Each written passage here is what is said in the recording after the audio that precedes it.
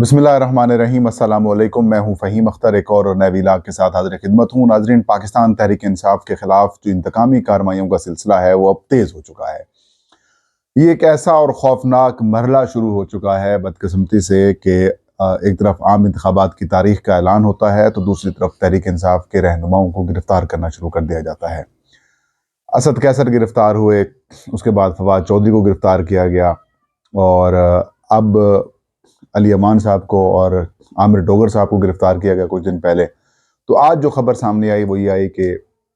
साबिक वफाकी वजीर और पीटीआई के सेक्रेटरी जनरल असद उमर ने तहरीक इंसाफ और सियासत छोड़ने का ऐलान कर दिया है। अब ये जो ऐलान है किसके दबाव के ऊपर किया गया और पीटीआई इस हवाले से क्या मौक़िफ़ रखती है और क्या दबाव है बुनियादी तौर के ऊपर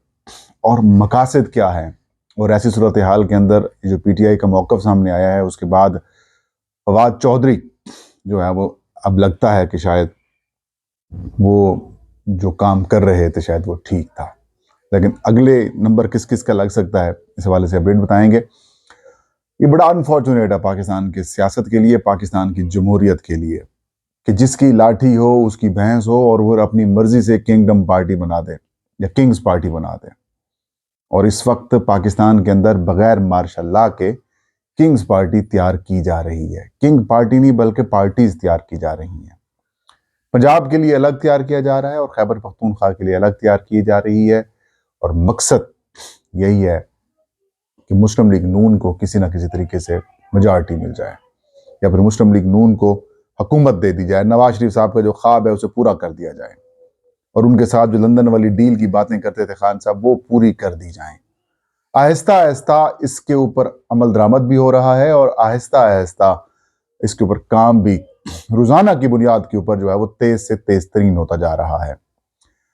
पहले अगर किसी सियासी जमात के रहनुमा को गिरफ्तार किया जाता था तो वो बहुत बड़ी खबर होती थी। 2-3 दिन तक तो टीवी चैनल्स के ऊपर डिस्कशन ही खत्म नहीं होती थी, लेकिन 9 मई के बाद से लेकर अब तक लगभग 200 के करीब लोगों की वफादारियां तब्दील हुई हैं, उन्होंने पार्टी छोड़ी है, कोई गिरफ्तारियां भी हुई हैं, लेकिन इतनी ज्यादा डिस्कशन नहीं हो रही। अब बतौर जर्नलिस्ट जब ऐसी भी खबर आती है कि किसी ने 9 मई के वाकयात की मजम्मत की है और उसने तहरीक इंसाफ को छोड़ दिया है और लातालकी का ऐलान कर दिया और इमरान खान से डिसएसोसिएशन जाहिर कर दी है, तो अब यकीन करें ये एक मामूली सा वाकया नजर आता है, मामूली सा वाकया नजर आता है। क्यों? क्योंकि रोजाना की बुनियाद के ऊपर ऐसी चीजें हो रही हैं। लेकिन बीच में ये मामला रुक गया था और उम्मीद ये थी कि जैसे ही आम इंतखाबात की तारीख का ऐलान हुआ है पाकिस्तान के अंदर सियासी इस्तेकाम आ जाएगा और सियासी इस्तेकाम के साथ साथ मुआशी इस्तेकाम की तरफ मामला बेहतर होंगे। लेकिन ये सिलसिला अब तेज हो चुका है। इंतखाबात की तारीख के ऐलान के बाद से जो सिलसिला तेज हुआ है, अब वो सिलसिला मजीद जो है वो तेज होगा और ये खौफनाक शक्ल इख्तियार कर जाएगा। असद उमर साहब को गिरफ्तार किया गया था 16 एमपीओ के तहत या फिर कुछ इस तरीके से, फिर दोबारा गिरफ्तार किया गया और उस तरीके से उनकी जो गिरफ्तारियां हैं, गिरफ्तारी के बाद जब वो बातचीत हुई और उसके बाद उन्होंने कहा कि मैं ठीक है जी, पीटीआई के जो ओहदे हैं वो भी छोड़ता हूं और जो कोर कमेटी है पीटीआई की उससे भी मैं बाहर निकलता हूं। फिर प्रेस क्लब के अंदर प्रेस कॉन्फ्रेंस की, इमरान खान साहब की तर्ज सियासत और जो मौजूदा एक माहौल बनाया हुआ जो पॉलिसी है उसके ऊपर तनकीद की और पीटीआई के मरकजी ओहदे छोड़कर बाहर चले गए। बाहर से मुराद ये कि इस सारी सीन से बाहर आ गए। फिर असद उमर साहब खामोश रहे, हल्का फुल्का सा कभी कभार बात करते थे, मुकदमात का अपना सामना करते रहे, साइफर केस के अंदर ये बाकी मामलात के ऊपर, पर नाम उनकी गिरफ्तारी नहीं हुई। खैर वो उतने ज्यादा फंक्शनल नहीं रहे पीटीआई के लिए। हैरान कौन तौर पर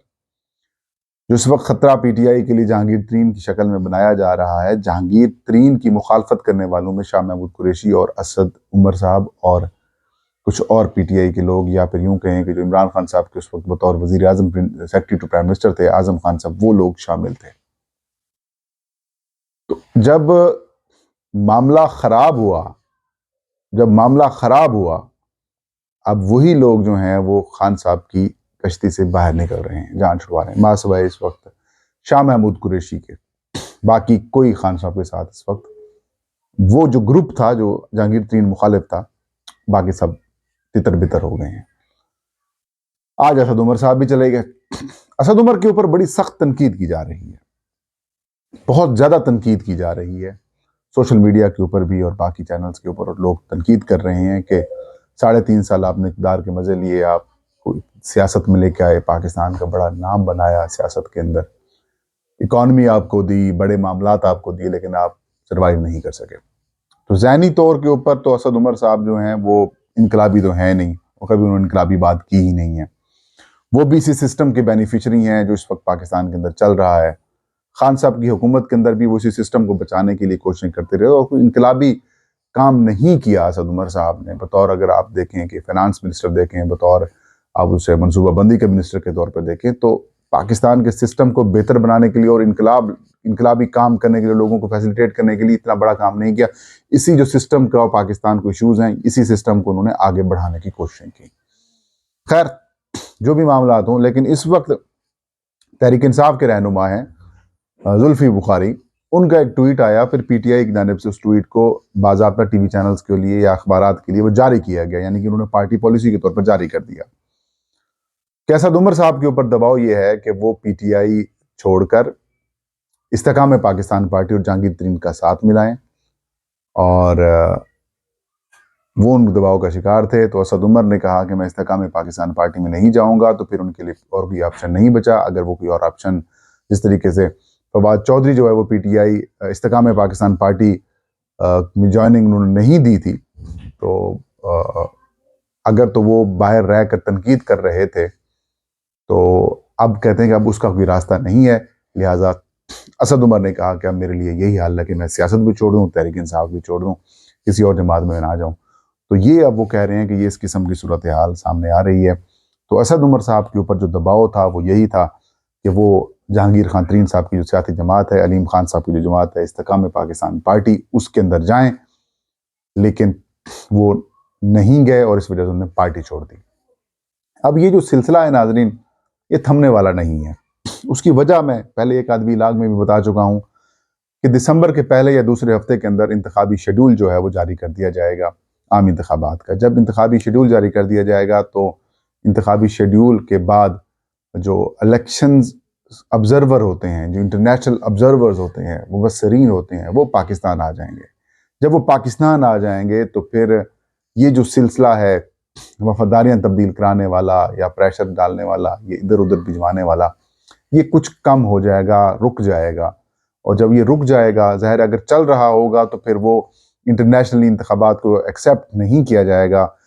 اور جب آبزرورز رپورٹ اپنی دیں گے تو پھر ان کے لیے پرابلمز ہوں گی حکومت کے لیے، اور ایسے میں نگران سیٹ اپ جو ہے وہ اس کے لیے بھی پرابلمز پیدا ہو جائیں گے۔ پھر انٹرنیشنلی جو اگلی حکومت آئے گی یا پھر انتخابات آئیں گے، ان کو بھی ایکسیپٹ کرنے کے وجہ سے ایشوز آئیں گے، یا ایٹ لیسٹ ان سے مسلسل یہ کویسچنز ہوتے رہیں گے کہ آپ تو الیکشن سے رگڈ تھے۔ ایک بڑی پاپولر سیاسی جماعت کو توڑا گیا، جو کہ توڑا جا رہا ہے۔ تو ابھی بھی جو ایشوز ہیں ناظرین وہ حل نہیں ہوئے، بڑے خوفناک قسم کی صورتحال ہے۔ تحریک انصاف کو اب یونین کونسل لیول کے اوپر تک بھی ٹارگٹ کیا جائے گا پولیس اور انتظامیہ کے ذریعے، اور وہی آپ کو ہوتا ہوا نظر آئے گا۔ تو ابھی بھی جو باقی لوگ جنہوں نے ابھی تک استحکام پاکستان پارٹی میں شمولیت اختیار نہیں کی، جن میں ڈاکٹر شیریں مزاری ہیں، جن میں علی زیدی ہیں، یا پھر جن میں سابق گورنر سندھ عمران اسماعیل صاحب تھے، یا پھر باقی کچھ لوگ رہ گئے ہیں جو ابھی بھی پی ٹی آئی کے ساتھ ہیں، اسد کیسر کے اوپر بھی دباؤ ڈالا جائے گا۔ فواد چودھری صاحب جو کہ اس ساری صورتحال کے اندر پہلے ان کا کردار جو ہے وہ پی ٹی آئی کے ساتھ کھڑے نہ ہو کر انہوں نے خان صاحب اور اپنے جو لوگ ان کے چاہنے والے تھے ان کے ساتھ انہوں نے کچھ زیادتی کی، لیکن ظاہر پریشر تھا ان کے اوپر بھی، اور بعد میں انہوں نے پبلکلی خان صاحب کے اوپر تنقید نہیں کی جس طرح سے فروخ حبیب صاحب نے باقی لوگوں نے کی۔ تو فواد چودھری صاحب کو پھر کہا گیا کہ جناب والا آپ بھی استحکام پاکستان پارٹی میں جائیں۔ انہوں نے کہا میں نہیں جاتا۔ انہوں نے کہا نہیں جاتے تو پھر آپ کیسز کا سامنا کریں۔ پھر اب وہی بیچارہ فواد جو ہے وہ پہلے ہمیں 50 لاکھ والے کسی مقدمے کے اندر پھنسایا گیا، پھر اب اینٹی کرپشن والے بھی سنا ہے اس کے اوپر ہیں، پھر نیب والے بھی آ رہے ہیں، تو اس طریقے سے مطلب ان کو بھی اس طریقے سے توڑا جائے گا۔ تو یہ ساری جو ہے وہ پری پول ریگنگ ہے، یہ پولیٹیکل وکٹمائزیشن ہے، کیونکہ اس وقت تحریک انصاف کو سامنا کرنا پڑ رہا ہے، اور ماضی میں، میں یہ نہیں کہتا کہ ماضی میں کبھی نہیں ہوئی، ماضی میں بھی ہوئی ہے، لیکن یہ ماضی سے بہت زیادہ ڈفرینٹ ہے، یہ بہت خوفناک لیول کے اوپر ہے۔ بس اللہ ہمارے ملک کے اوپر، ہمارے ہم سب کے اوپر رحم کرے کہ جو اس وقت جو اس ایشوز ہیں اس سے پاکستان کی جان چھڑوائیں، اور ہم بحیثیت قوم جس طریقے سے باقی ممالک اور قومیں ترقی کر رہی ہیں، ہم بھی تھوڑا سا اگر سنجیدہ ہو کر ملک میں ترقی کے لیے تھوڑی کوششیں کریں، ورنہ ذاتیات، لڑائی جھگڑا، آج پی پی نون لیگ فائدے میں ہے تو کل کو تحریک انصاف اقتدار میں آتی تو پھر یہ لوگ نقصان میں ہوں گے۔ تو اللہ ہم سب کا حامی ناصر ہو۔ یہ تھا آج کا ویلا۔